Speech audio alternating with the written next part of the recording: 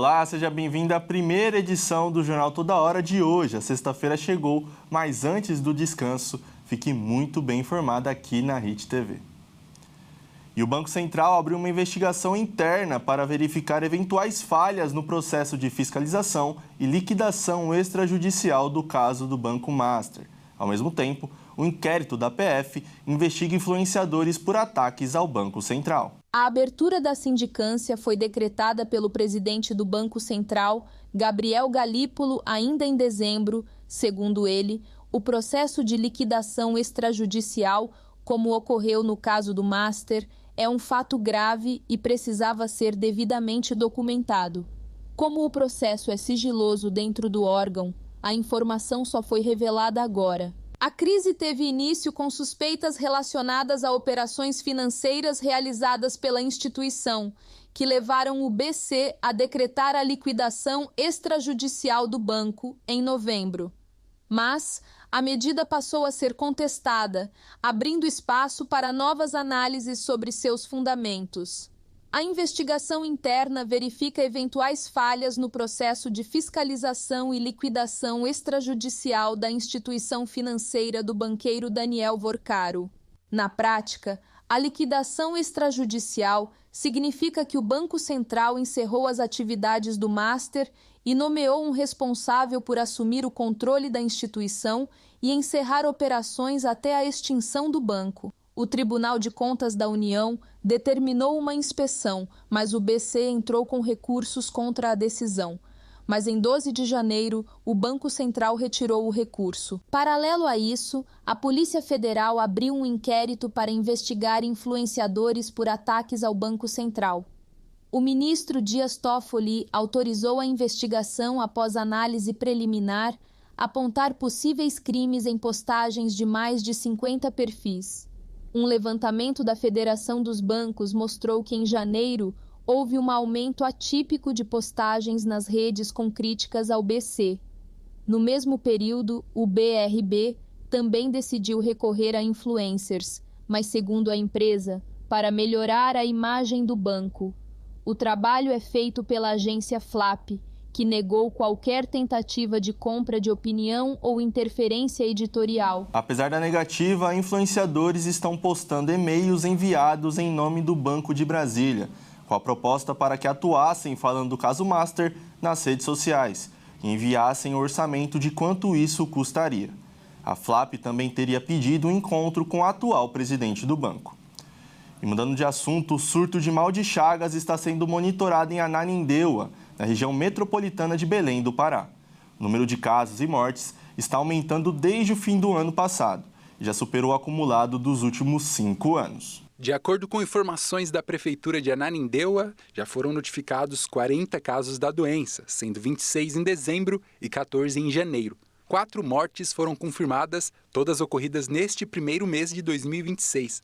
Os dados vêm sendo acompanhados de forma integrada pelo município, pela Secretaria de Estado da Saúde Pública do Pará e pelo Ministério da Saúde.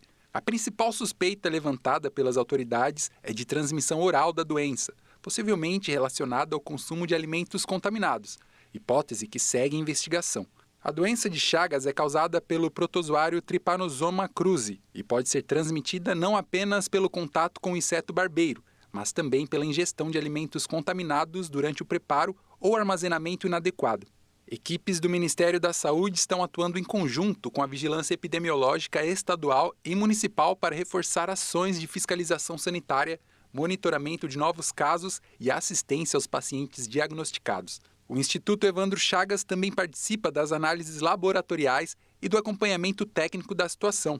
As autoridades de saúde reforçam a importância da adoção de boas práticas de higiene na manipulação de alimentos, especialmente aqueles de consumo in natura, e orientam que pessoas que apresentem sintomas como febre persistente, mal-estar, dores no corpo, cansaço extremo ou alterações cardíacas procurem imediatamente uma unidade básica de saúde. A Secretaria Municipal de Saúde informou que mantém acompanhamento contínuo da situação epidemiológica e segue os protocolos definidos pelo Ministério da Saúde para conter o avanço da doença e proteger a população. Cada vez mais piora a relação diplomática entre os Estados Unidos e o Irã.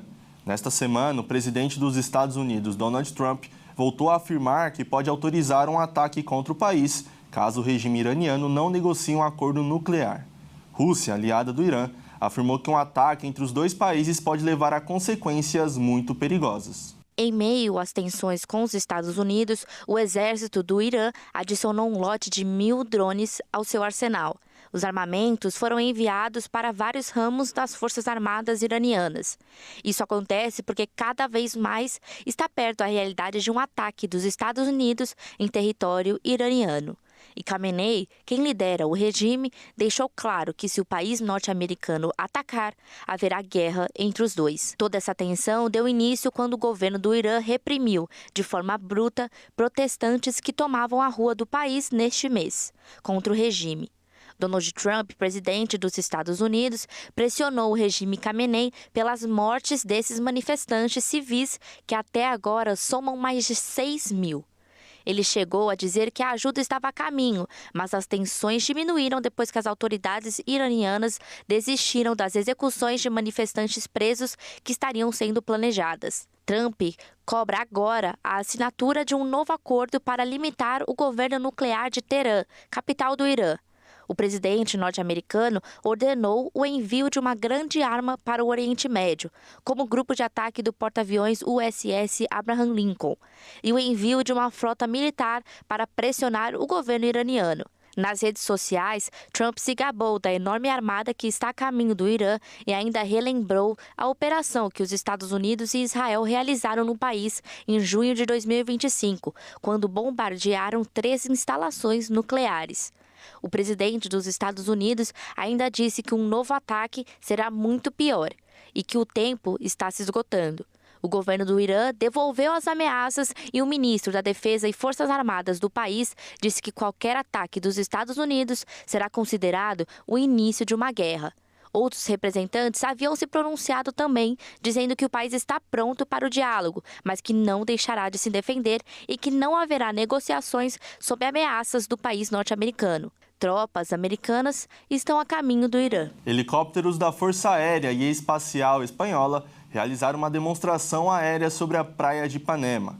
A apresentação marcou o centenário da primeira travessia do Atlântico Sul por uma única aeronave. O Rio de Janeiro ganhou um presente da Espanha. Helicópteros da aviação militar do país europeu deram um show no céu na praia de Ipanema. Trata-se da patrulha ASPA, uma esquadrilha de demonstração com helicópteros. A exibição marca o centenário do voo Plus Ultra de 1926, a primeira travessia do Atlântico Sul, realizada por uma única aeronave da Espanha para a América do Sul. Eu fico por aqui, mas eu retorno às 1h35 para te deixar muito bem informado. Até lá!